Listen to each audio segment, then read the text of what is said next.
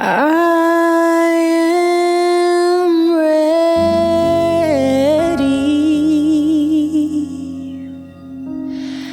Welcome back to Between the Takes. I am here with She Rise, the corset queen herself. Okay. Thank you for having me. Yeah, thank you for coming out. This was a lot of fun having you on. It was a beautiful session. You and a very familiar keys player, if you want to shout him out real quick. Shout out to Mike Waters. Yeah, Mike is a returner. He came on with a mutual friend as well, Monique Wilson. Love her. Shout out to her. Yeah, apparently we have a lot of mutuals. Like, I didn't realize that. You reached out to me, and in normal fashion, I missed the message request for like 6 months and then come back. And I'm like, oh, hi. But yeah, no, it was a really cool session. And honestly, I think it worked out because you just had an album release recently, correct? Yes, Sweet Until It Wasn't. Make sure y'all go tune in. It's on all streaming platforms. Yeah. It turned out really cool. Really, really cool. I've listened to some of the tracks. They sound amazing. Ooh, thanks. The designs of it, you're leading up to it, all the media and posts that you've been putting out about it. Like, I love the branding that you've had going on with the project. I love when an artist has like all of that tight, like it's all put together. You can tell that it was planned out.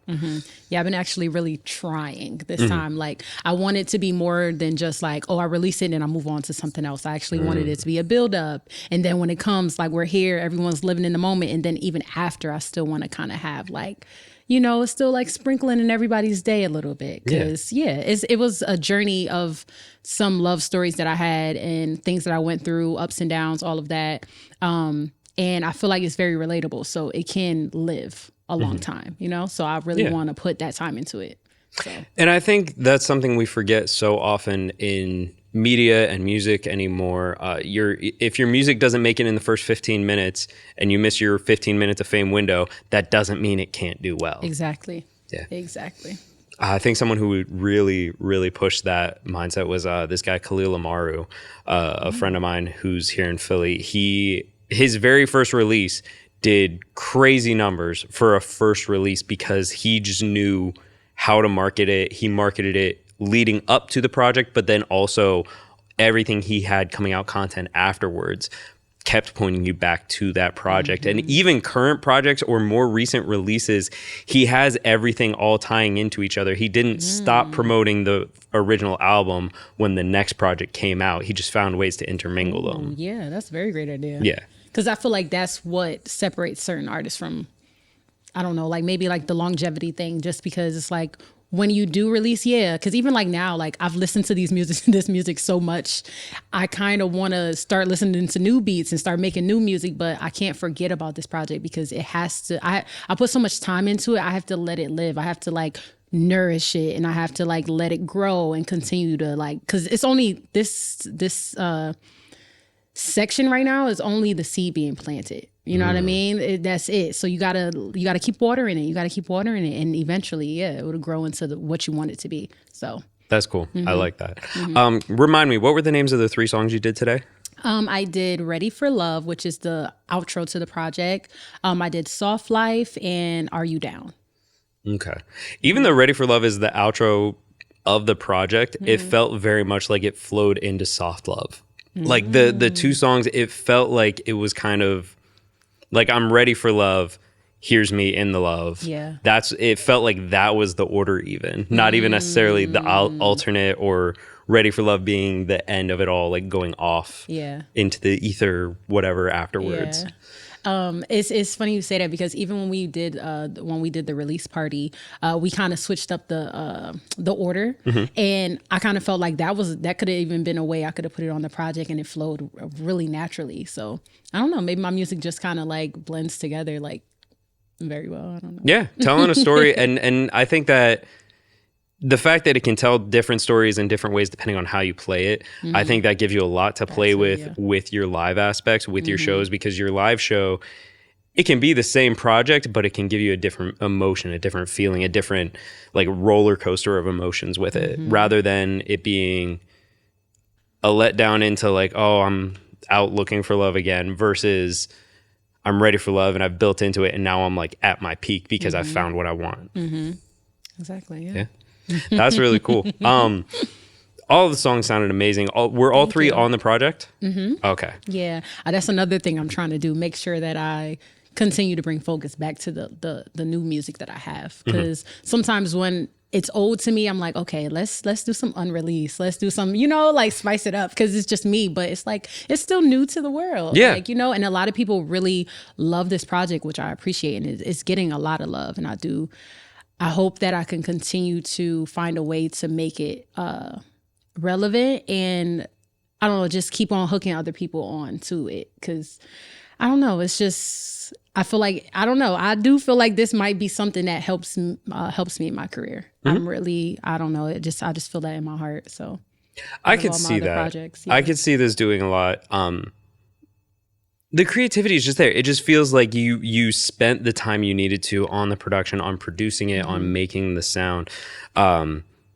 Because even some previous releases, like I kept listening to 99 Problems a lot. Like that one, I really like that song. Why didn't that make it on the project? And I'm just like, it was its own thing. It's its own movie. It definitely was its own thing, because as much as I loved that sound, I liked the different sound that you were going for. Like it felt like there were two different sounds from the album and that single. I really appreciated that they had different tones, because I'm like, I loved the 99 Problems, but I was curious how that would translate to something like the Futon Sessions. But your project felt like immediately I knew how it was going to go. Okay, yeah. We might need an acoustic 99 Problems though. That would be really cool, actually. That would be sick. Do that with a live band. Oh, yeah. I got to feature that somewhere. Yeah.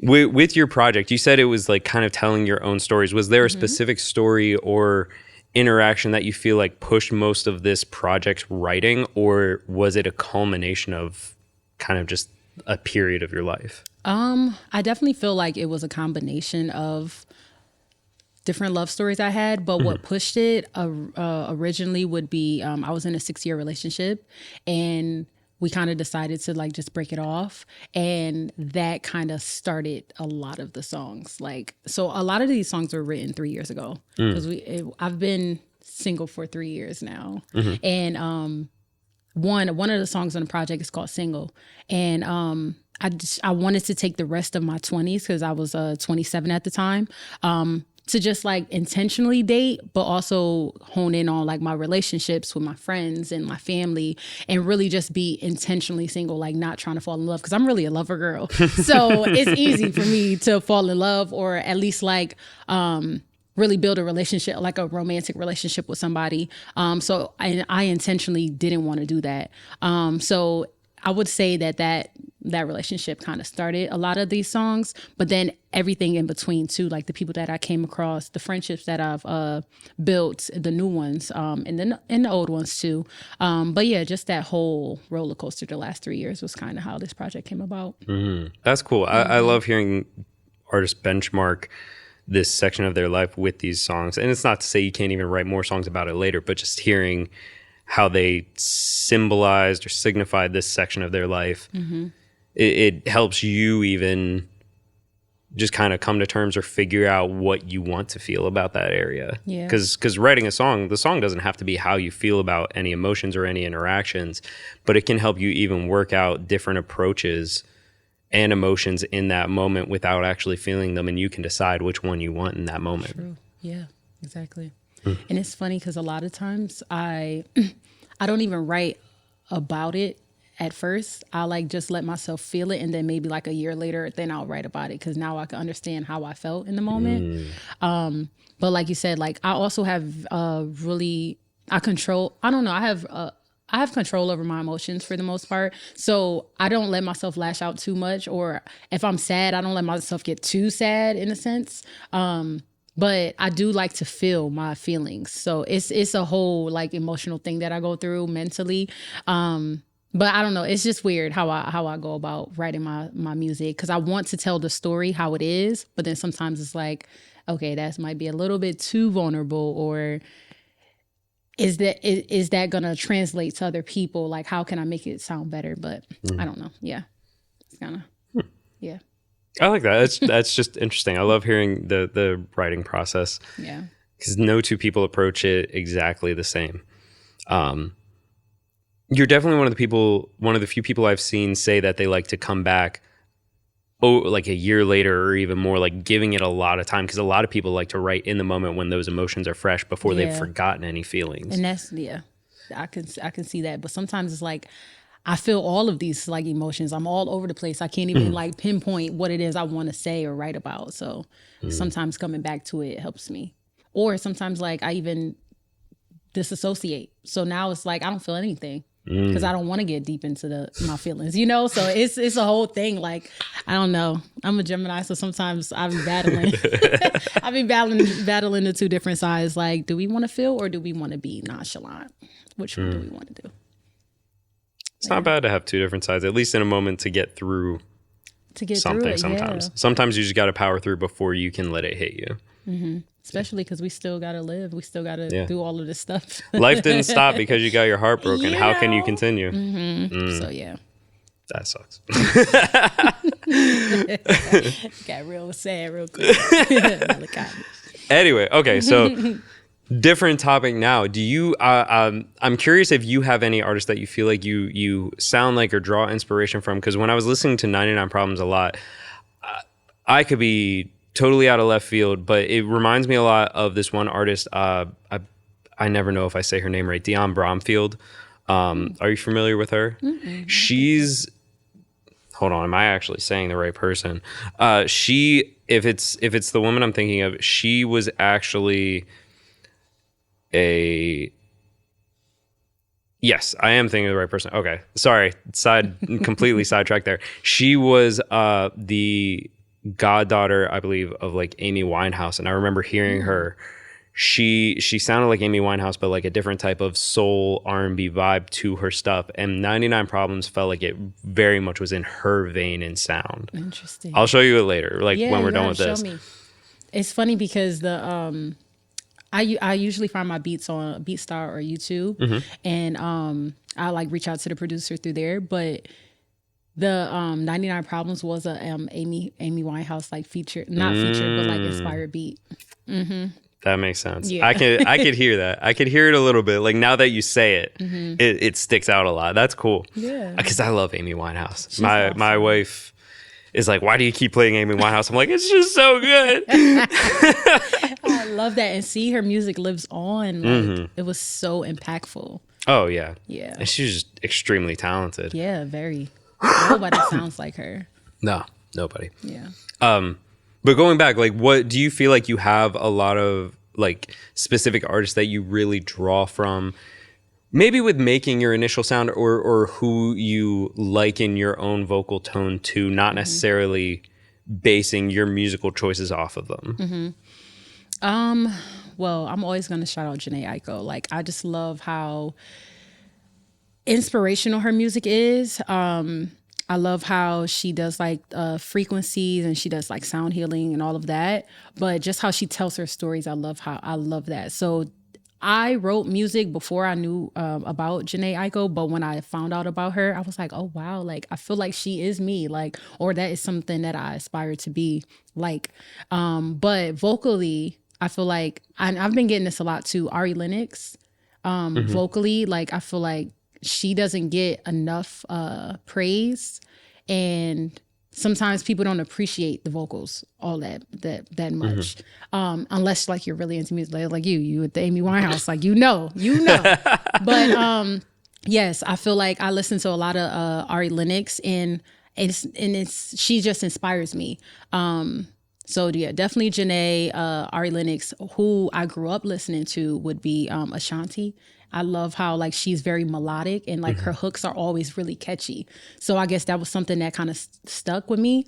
It's honest. I was thinking about it. A lot of people refer to the 90s R&B, but I think the 2000s R&B kind of really shaped me. So like Ashanti, all of like the pop R&B artists. I can't think of them right now, but definitely Ashanti.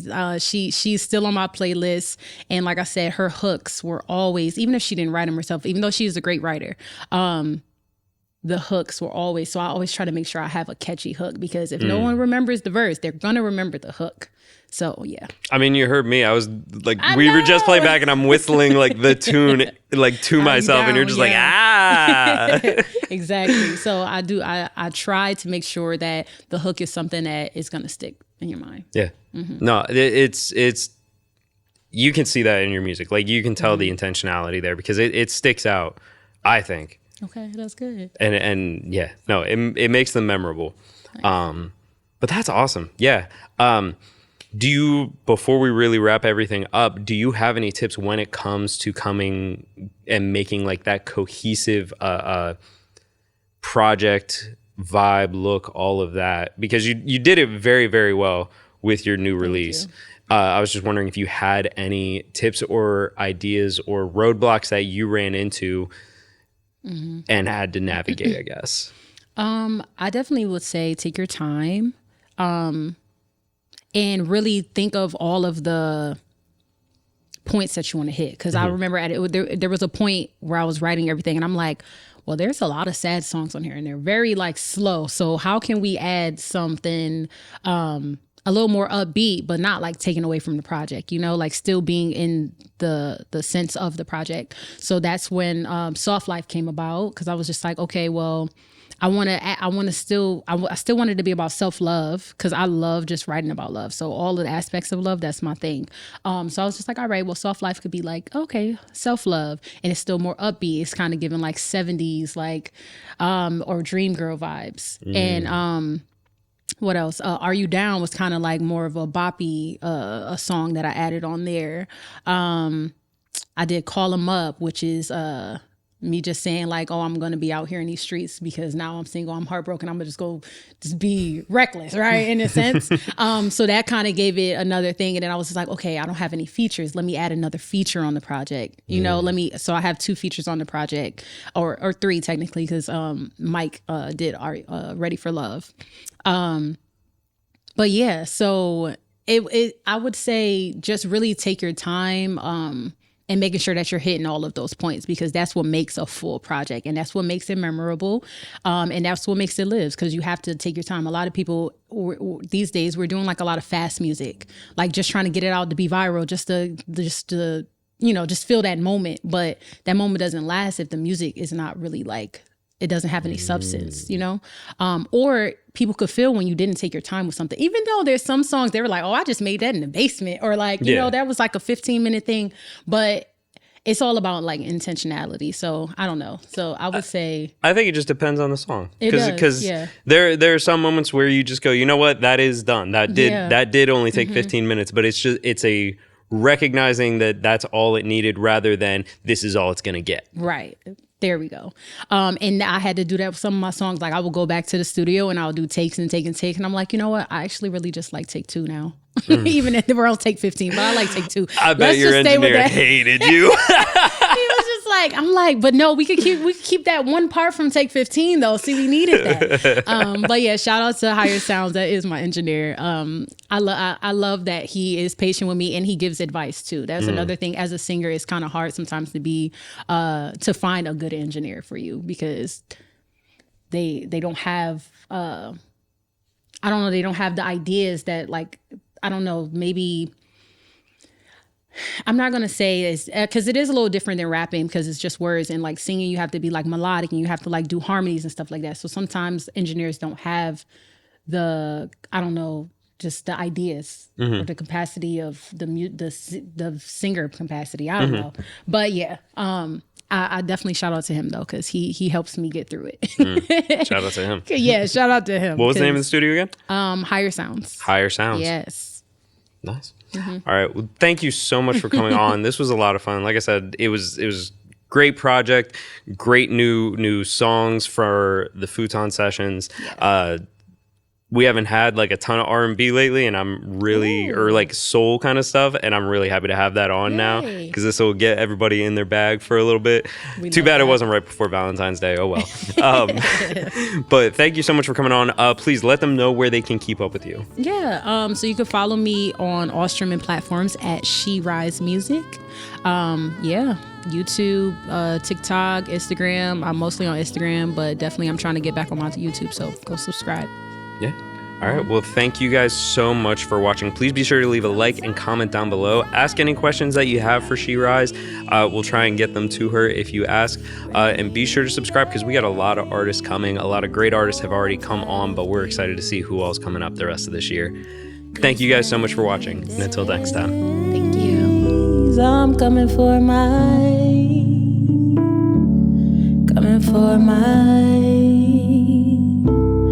soul.